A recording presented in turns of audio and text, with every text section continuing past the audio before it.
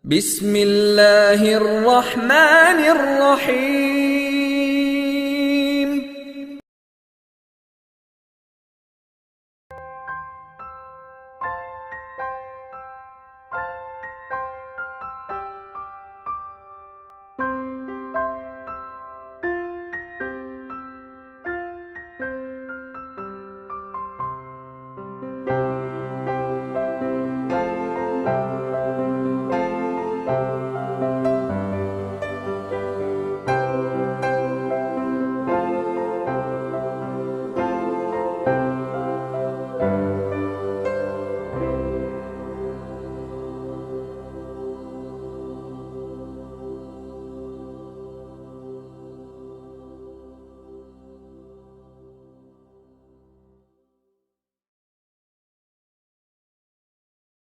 And they were scared when they saw that.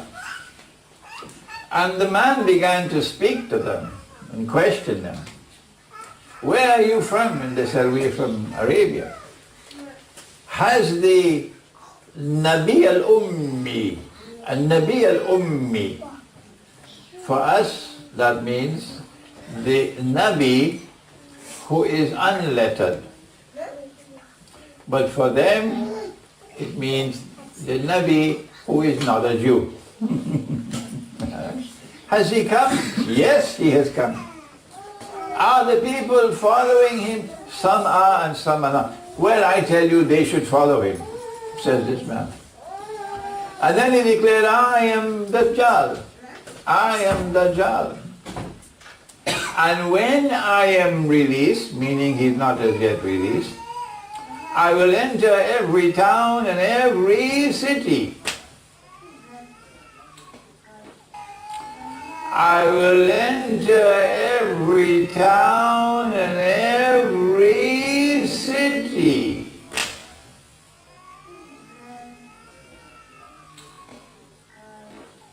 Excuse me, sir.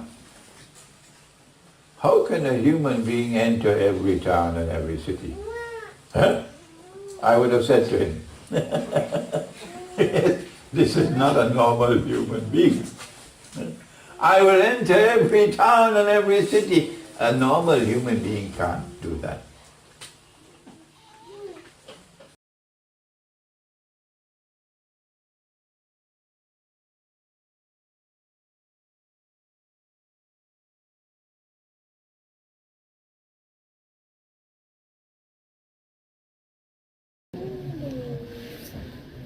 Now we may turn to Surah Al-Mursalat of the Quran. I have already quoted from Surah Al-Saba, no, Surah Al-Sa'd, and then from Surah Al-Anbiya, the Qarya, the town. But I left out the piece on Gog and Magog, and now I'm quoting from Surah Al-Mursalat. And Allah says, Intaliku, proceed. Yani proceed in the historical process. Ila zillin, to a shadow. A shadow will come upon the world. And that shadow will be there for a long, long, long, long time before the sunlight will come again. And if you have eyes and you can't see, you won't be recognizing that this is a shadow. And you would not long for the day when the sunlight will come again. Intaliku ila zillin li salasi shu'ab. The shadow will manifest itself in 3 parts or 3 stages. Which shadow is it? My ta'wil, and again you must not accept it unless you are convinced, no, I'll be disappointed in you, is that Allah in this Quran, in this ayah of the Quran, is referring to the 3 stages of Dajjal's mission on earth before he appears in our world of space and time. But you do not have to accept my opinion. If you find something else, which convinces you, by all means, do please reject my view.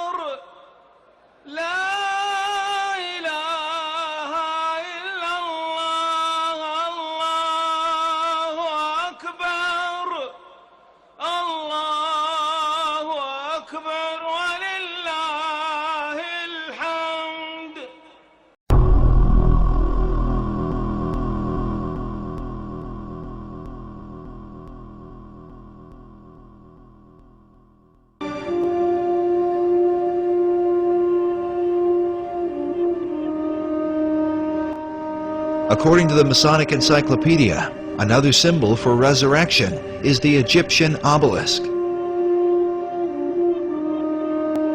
The word obelisk is sometimes translated Baal's shaft or the shaft of Baal. In fact, it's interesting, Baal, or Baal, is depicted in the New Testament by the Jews as well as Jesus. He's called the ruler of demons. It's another name for Satan. Most scholars agree that Baal became synonymous with the devil.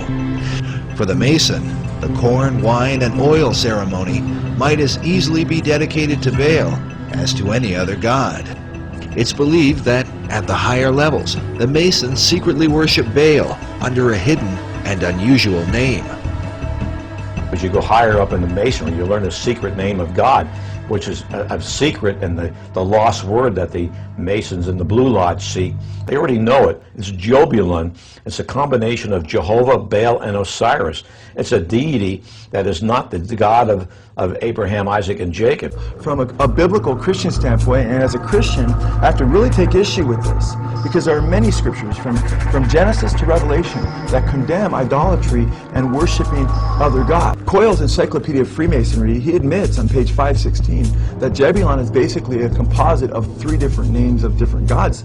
Je, meaning Jehovah, or the Syriac name of God, as he says, and then Baal, or he says Bel, B-E-L, or Baal, he spells it B-A-A-L, how the Bible spells Baal or Baal, it's pronounced in Hebrew, which is the Canaanite god. And then he gives on for the Egyptian god, referencing many Masons reference Osiris. It's a demonic god, it's Baal worship, that's what you're involved in. Nevertheless, the conflict between Masonry and its critics goes on.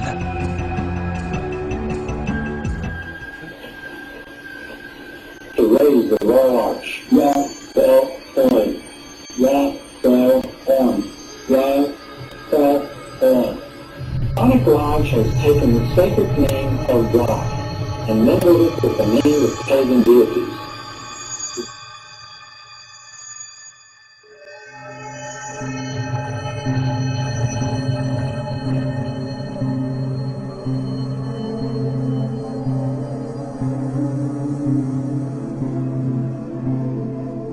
And the architect of the Washington Monument was also a Freemason, Robert Mills. And the obelisk has great Masonic significance. First of all, the measurements of the Washington Monument. It's 555 feet in elevation. What does the obelisk actually mean? It is Et Pluribus Unum, the motto of our country. Out of many, one. The motto of our country. Out of many, one.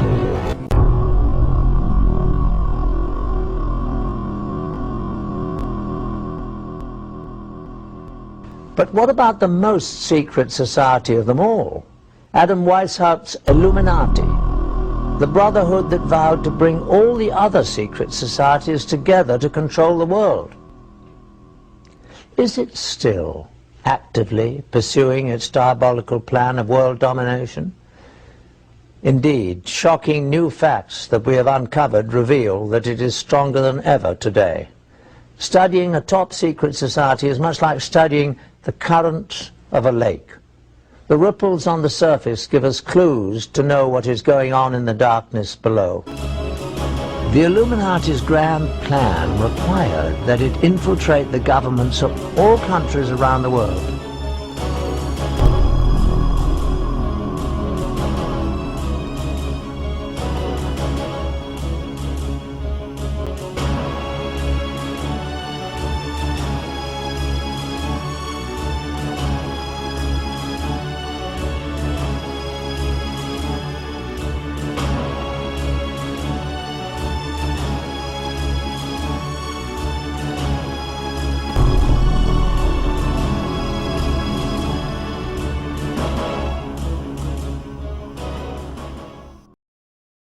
The vital control centres of this mechanism are the 3 Illuminati city-states, all of which are separate, self-governing states within host countries. The first is the City of London, which is the centre for monetary control.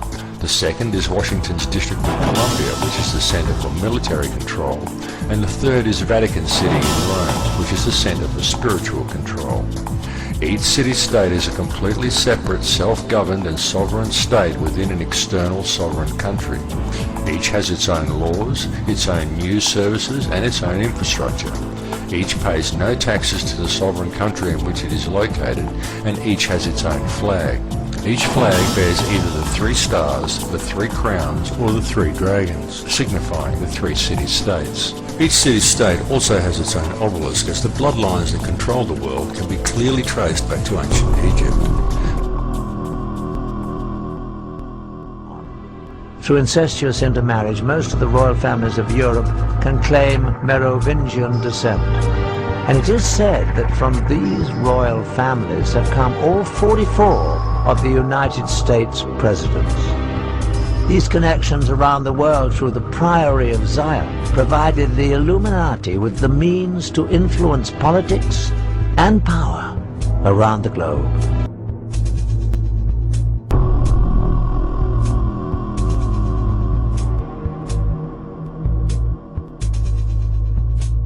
Well, I think it's obvious that anybody who has the eyes to see can see that Washington, D.C., and indeed many other state capitals are festooned with occult symbols.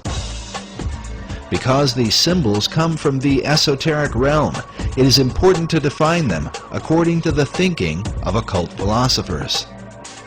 Symbols reveal and they conceal, and that's why they're used and that's why they're so important.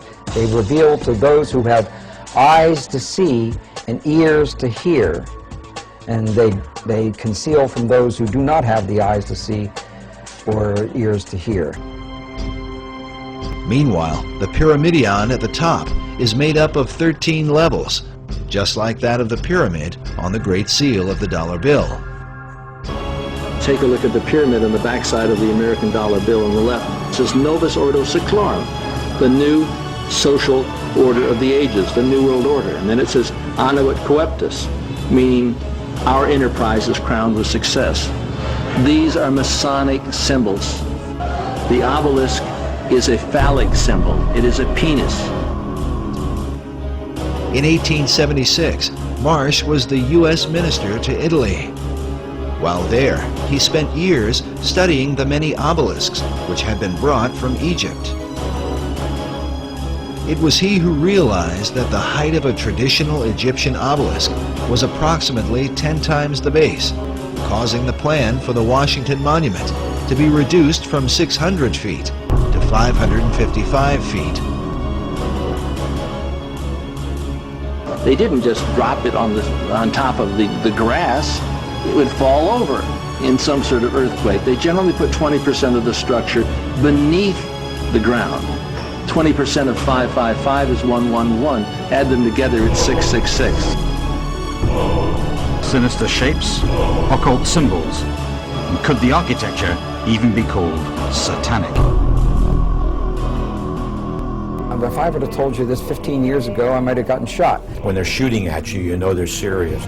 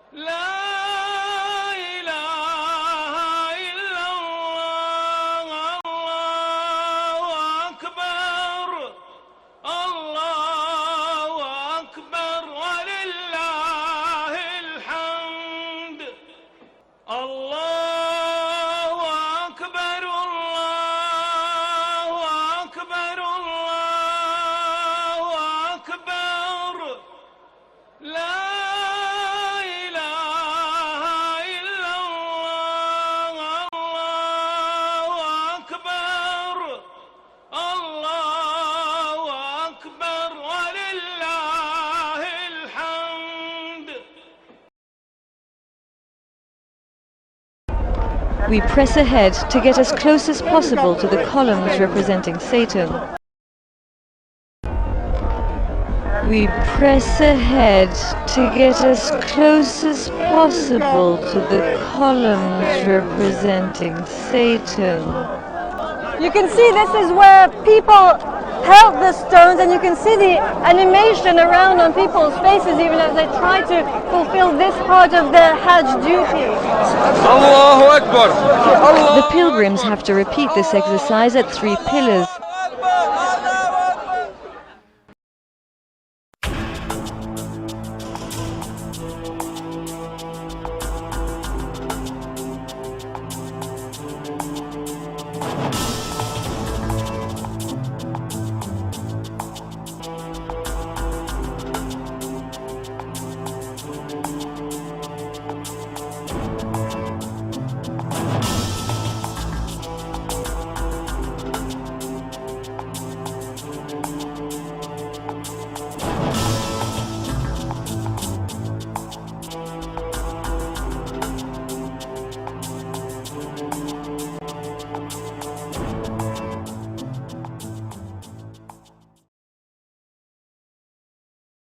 Originally, it was overlaid with an additional 120,000 limestone blocks. These highly polished stones shimmered under the desert sun. Thus, the pyramid remained in its dazzling perfection for some 30 centuries, until Arab sultans in the 13th century pillaged the shining outer casing stones for the mosques and bridges of Cairo.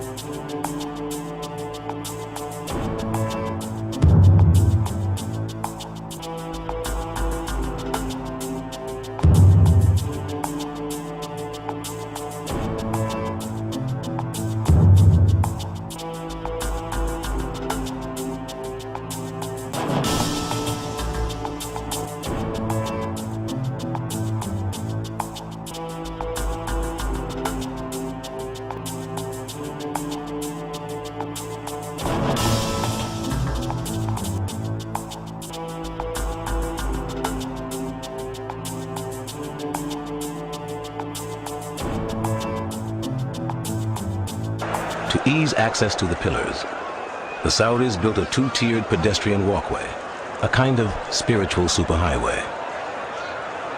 Pilgrims can now attack Satan from above and below.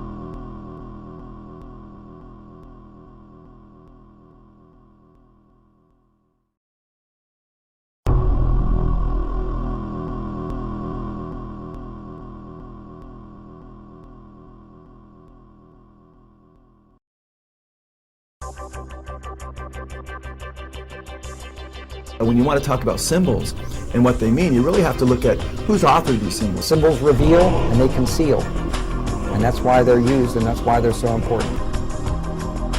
They reveal to those who have eyes to see and ears to hear.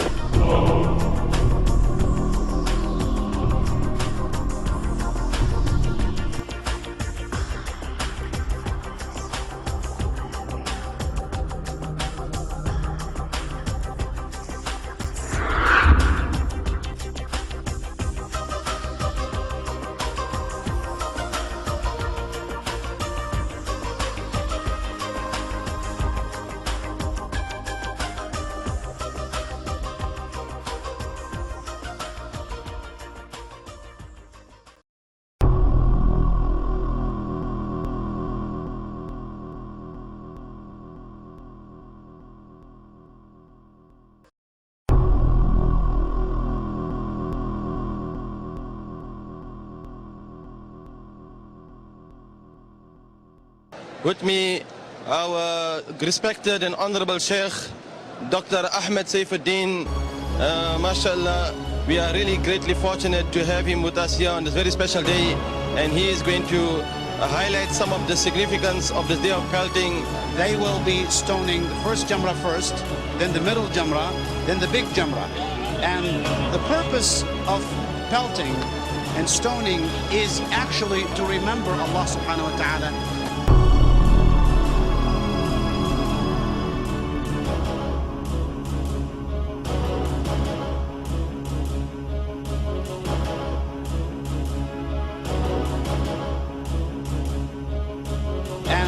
The purpose of pelting and stoning is actually to remember Allah subhanahu wa ta'ala and to establish that remembrance.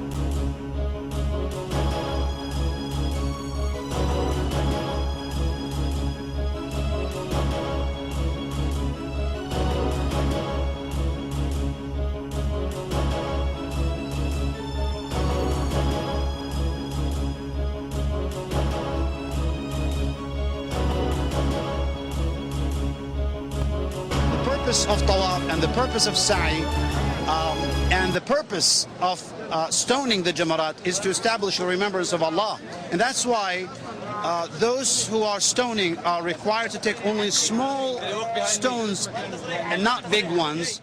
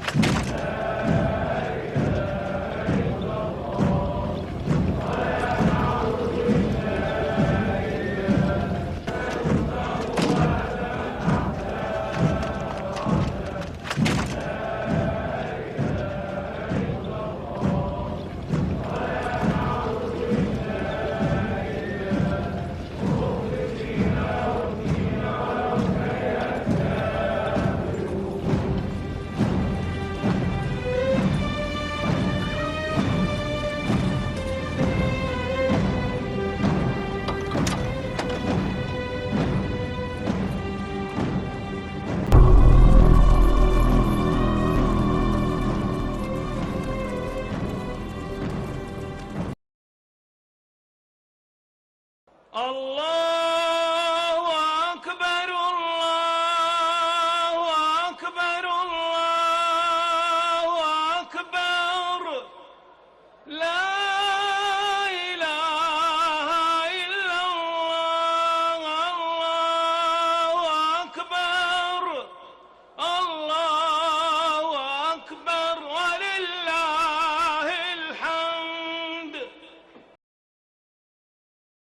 Allah